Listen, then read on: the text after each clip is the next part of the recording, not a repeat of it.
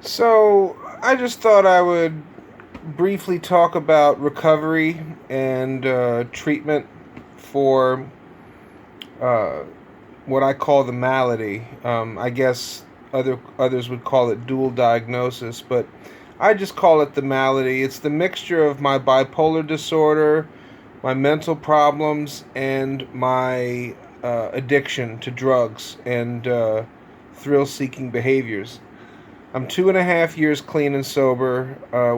Two and a half years sober, 2 years clean, and I don't do any of the things I used to do as far as reckless behavior and all that. Um, I do have bipolar type 1. I've been manic for years, homeless, psychotic. My depressions have been suicidal depressions. Now I don't get suicidal that often, but I just, when I do get depressed, I know it's not going to last, and because it's bipolar, we got the if I'm gonna if I get depressed, I know I'm going to get well. Uh, I've been getting manic this spring. I never noticed that before, but with the longer hours of light and the changes of weather, I noticed my mania in spring fever, which you know what that is. I found myself getting increasingly manic, and right now I'm all right. But I just wanted to talk a little bit about the what's necessary for my recovery. One, therapy every week. It's so helpful to have people to talk to. Someone, like that kind of focused attention. Support groups. If you can find a depression or bipolar DBSA, for instance, support group in your city or town, take advantage of it. I'm a drug addict and an alcoholic, okay? So I need 12-step recovery, and I choose a couple different fellowships for 12-step recovery, and that's very helpful to me. It provides a social outlet and wisdom. And of course, having a sponsor in both of those programs helps me. Yeah. I take my medications as prescribed without fail every day.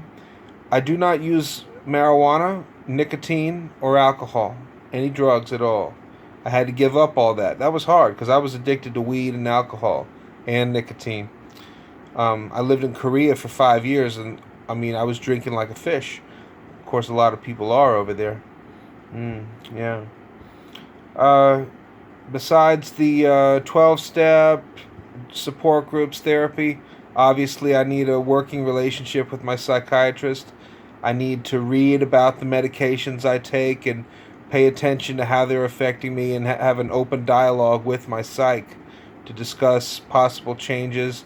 It takes a while to find medications that work. I mean, I've been through probably 30 different meds looking for, the proper combo, and I got a pretty good combo now. I take Latuda, I take Trazodone, gabapentin, hydroxyzine, uh, occasionally Klonopin if I'm manic or if I'm in a panic attack or something.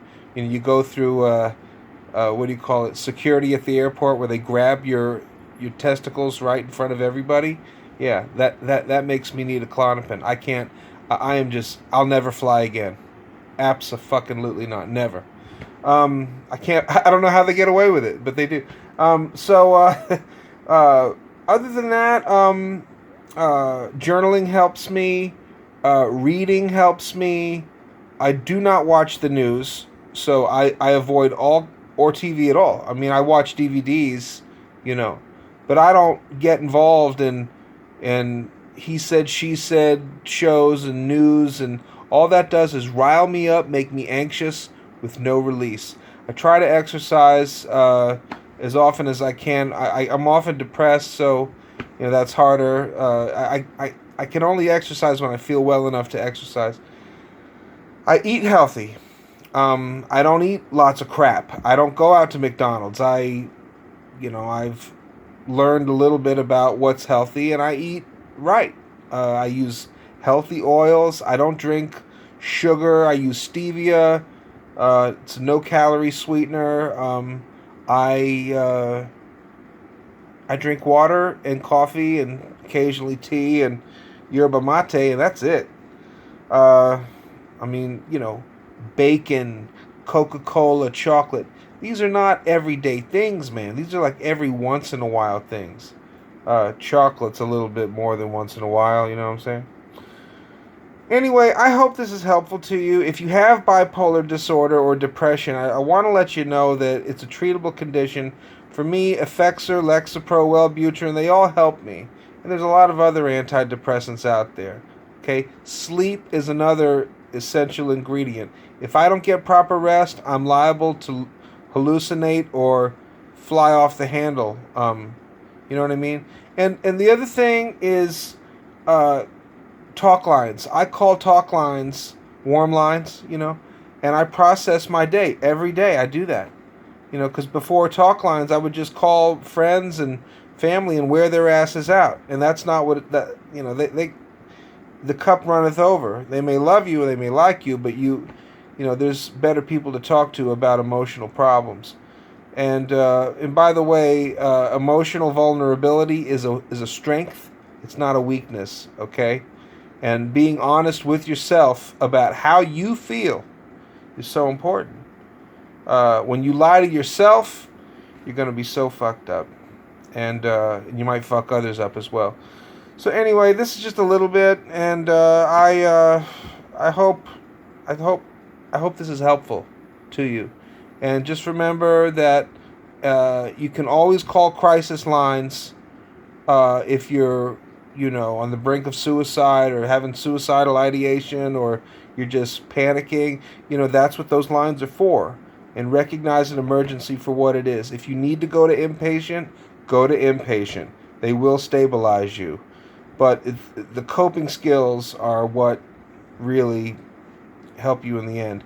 An outpatient program was very helpful to me. It taught me basic life skills about not putting too much on my plate, asserting myself, not being aggressive, the difference between assertion and aggression, as well as, how to resolve conflicts, how to forgive those who persecute you, and the power of forgiveness, which takes a while to get there, but, you can get there.